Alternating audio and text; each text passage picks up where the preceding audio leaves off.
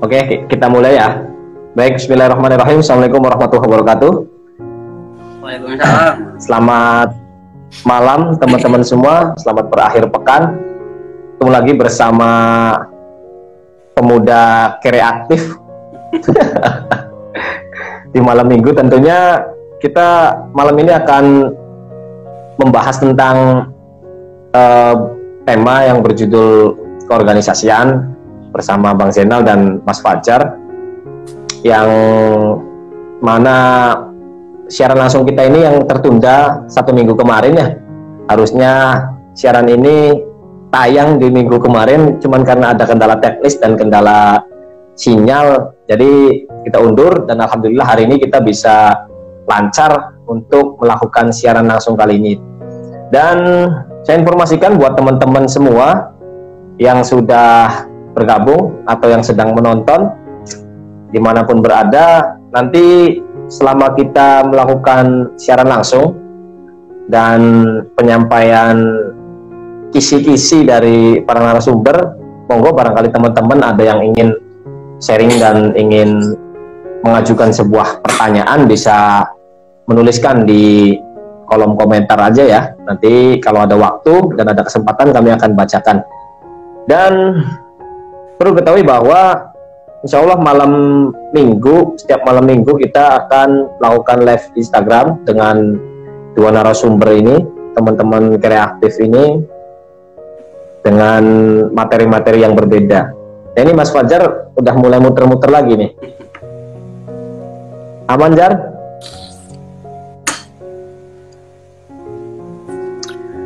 Nah, perlu teman-teman ketahui, materi kita yang akan kita bahas, akan kita bicarakan pada malam hari ini adalah berkaitan dengan organisasi. Dan penontonnya juga ini perlu Bang Zainal dan Mas Fajar ketahui, yang nonton ini ada yang masih belum ikut organisasi apapun, ada juga yang masih menjalankan roda organisasi, dan ada yang sudah tidak aktif di organisasi lagi, artinya sudah masuk di dunia kerja ya. Jadi nanti buat teman-teman yang ingin mengajukan pertanyaan atau ingin sharing-sharing selama dia di organisasi, silakan boleh bergabung, tulis saja di kolom komentarnya, nanti akan kami bacakan. Nah, sambil menunggu Mas Fajar yang dimana tadi sudah terkoneksi, cuman karena ada gangguan sinyal rupanya, sekarang saya ingin ke Bang Zainal dulu nih, pemateri yang nggak boleh absen ini, 2 orang ini tiap malam minggu ya.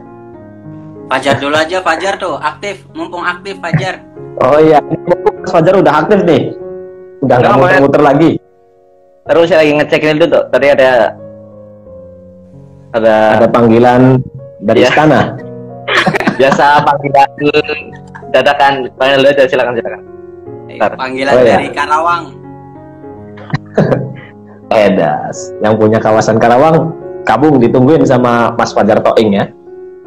Baik, sekarang ke Bang Zainal dulu. Bang Zainal boleh cerita tentang organisasi selama Bang Zainal masuk organisasi di kampus, kemudian apa yang sudah Bang Zainal laksanakan selama di kampus sampai nanti sekarang ya, sampai sekarang Bang Zainal sudah bergelut di dunia usaha. Itu kira-kira apa yang bisa Bang Zainal share ini di sini? Monggo Bang Zainal, waktunya kami persilakan.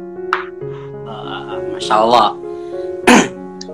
Bismillahirrahmanirrahim. Assalamualaikum warahmatullahi wabarakatuh. Assalamualaikum warahmatullahi. Saya yakin sih Bang Toto dan Bang Fajar ini ya kabarnya baik-baik aja lah. Gak perlu ditanyakan lagi kan gitu.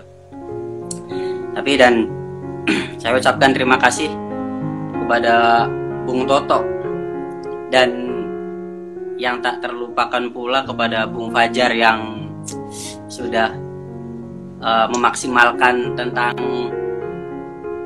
kualitas HP-nya gitu. biar bisa live IG pada malam hari ini gitu. Kalau saya sebenarnya untuk sekarang yang paling dikhawatirkan itu tuh Fajar khawatirkan dari sekarang. Oke, berbicara tentang organisasi, mungkin pengalaman dulu aja ya. Bahwasanya dulu saya pernah ikut organisasi, entah itu di kampus atau intra kampus, UKM, atau dari ekstra kampus saya juga ikut organisasi. Entah itu organisasi berbasisnya kemahasiswaan, organisasi basicnya itu sosial, ya saya sudah pernah ikuti. Dan saya ucapkan juga kepada kawan-kawan semua, mungkin kawan-kawan yang menonton live IG ini ya berasal dari mahasiswa atau bukan mahasiswa, atau tadi yang disebutin oleh Bung Toto bahwasanya ada mahasiswa yang belum pernah ikut organisasi dan mahasiswa yang sedang ikut organisasi atau mahasiswa yang sudah ikut organisasi alias dia itu udah wisuda gitu kan. Pertama-tama saya ucapkan selamat kepada kawan-kawan semua yang sudah mendapatkan kesempatan untuk kuliah. Yang pertama saya ucapkan selamat kepada kawan-kawan yang sudah diberi kesempatan untuk kuliah, entah itu dari orang tua, entah itu dari keluarga atau dari motivasi diri sendiri. Saya ucapkan selamat itu.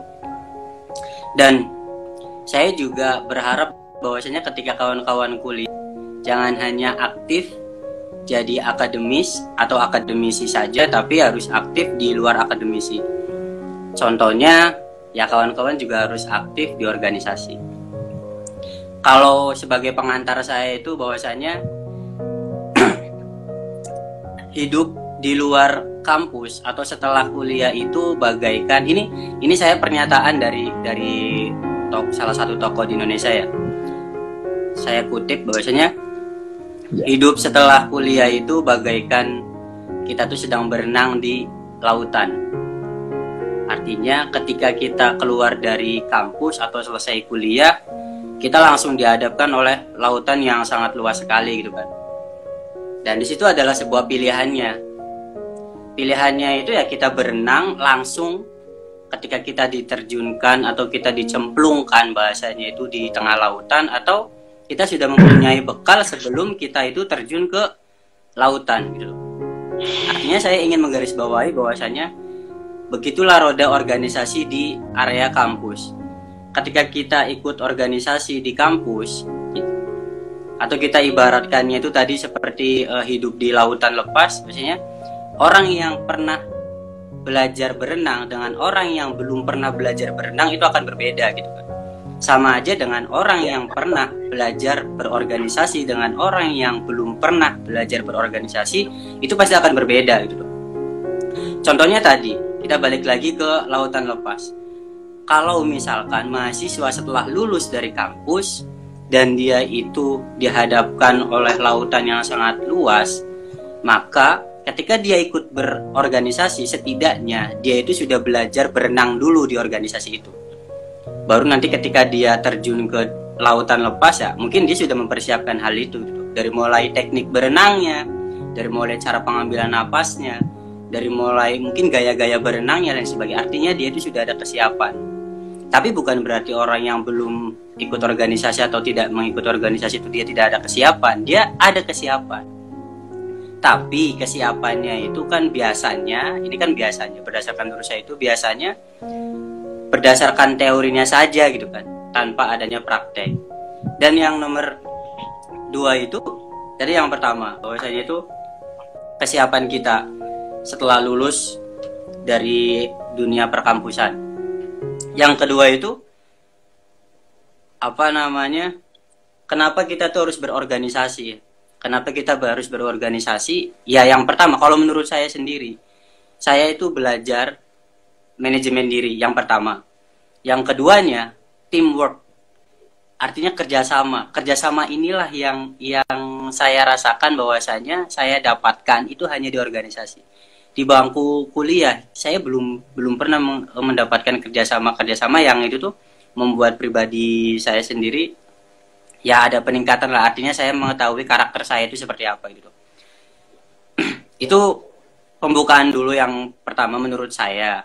Artinya ada kesiapan kita setelah kita lulus dari perkuliahan, Dan yang kedua itu adalah kenapa kita harus ikut organisasi, ya karena yang pertama dari mulai teamworknya. Ya, itu aja sih Bung Toto.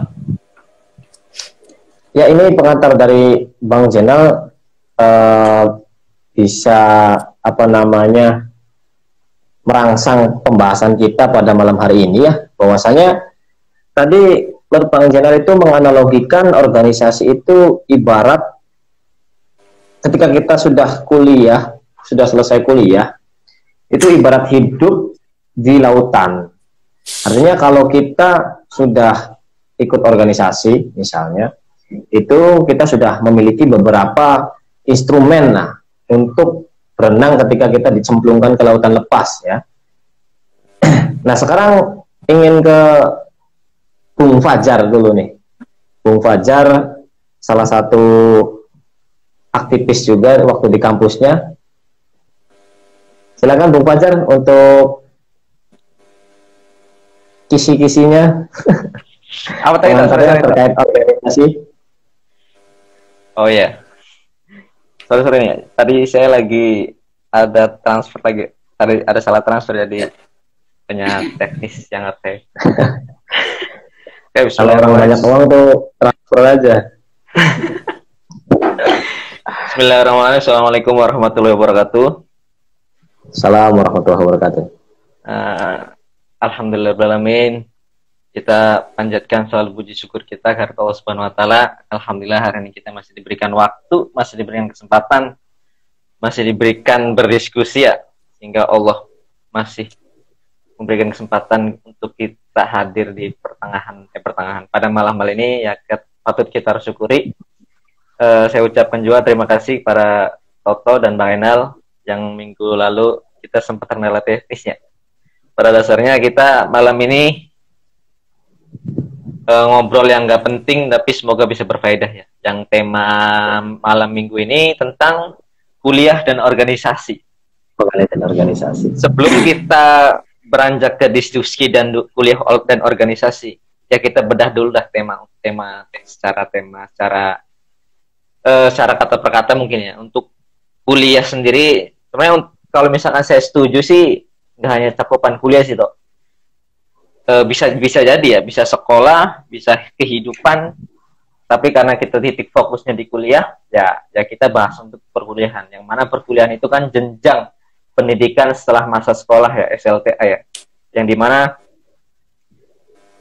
kuliah itu salah satu tempat candah di mukanya sebagai seorang pemuda, sebagai seorang yang menjenjang karir pendidikannya setelah SMA, yang dimana masa-masa itu adalah masa-masa pembuktian diri, masa-masa pencarian diri, masa-masa pembentukan karakter. Karena kalau misalnya kita di dalam kuliah sendiri, ya kita nggak dituntut untuk pinter. Kalau menurut saya pribadi ya, kuliah itu untuk memperluas wawasan dan untuk memperluas cara pandang kita terhadap suatu hal. Kalau untuk pinter nggak mesti sekolah. Kalau misalnya mau pinter ya nggak mesti harus kuliah. Walaupun untuk memberikan cara pandang kita terhadap suatu hal nggak mesti kuliah. Tapi ya kita perlu alat gitu, perlu mediasi. Mediasinya apa? Ya dengan perkuliahan. Karena dalam perkuliahan kan kita akan diajarkan tentang bagaimana caranya kita mengambil keputusan. Nah, ini akan masuk pada organisasi ya. Sebelum masuk organisasi, bagaimana kita memanage waktu. Karena kan kuliah nggak teratur kan waktunya kan. Tahu sendiri kan, Toto kadang masuk, kadang enggak, kadang seminggu nggak masuk, kadang masuknya UAS saja. Jadi itu untuk kuliah sendiri. Ya saya sih lebih ke condongnya untuk dunia pendidikannya. Dalam hal ini siapapun bisa berorganisasi. Karena konteksnya kuliah ya tadi. Kuliah dalam konteksnya adalah bagaimana kita masuk jenjang pendidikan untuk membuka wawasan. Organisasi itu apa sih? Kalau misalkan secara literatur ya, mohon koreksi nanti. Organisasi itu menurut dari Yunani, kata Yunani ya, organ. Organ itu adalah kalau dalam bahasa Yunaninya mencapai suatu tujuan. Jadi organisasi itu sebuah alat untuk mencapai suatu tujuan. Sebelum berdiskusi tentang organisasi, kalau Bang Enel tadi menggambarkan tentang organisasi itu adalah berenang di lautan ya. Kalau saya pribadi, organisasi itu jangan jauh-jauh lah. Kita sebagai tubuh manusia terdiri dari apa toh? Dari berbagai macam organ. Ya apa? Sebutin, anaknya kan juga tahu kali. Apa kira-kira bang? Sebutin bang. Apa toh? Tubuh manusia apa aja? Oh, ada mata kan? Iya, iya. Manusia. Ya, ada mata, ada bagian-bagian Ada tubuh mata, yang lain lah. ada hidung, ada tangan, ada gigi, ada kaki. Ya ini berbicara tentang konteks manusia Juga. yang berbagai macam indera ya. Saya tidak menyampingkan yang ya ada beberapa yang bukan sempurna sih. Apa istilahnya? Berkebutuhan khusus ya. Tapi secara konteks tubuh manusia terdiri dari tangan, mata, hidung, dan kaki. Sebenarnya kalau misalnya kita berbicara tubuh manusia, tangan untuk apa sih? Untuk bisa melakukan aktivitas, untuk makan. Mulut buat apa ya? Untuk mengunyah. Terus ketika masuk tenggorokan, terus masuk ke perut dan dilakukan metabolisme dan keluarlah. Nanti kaki untuk berjalan.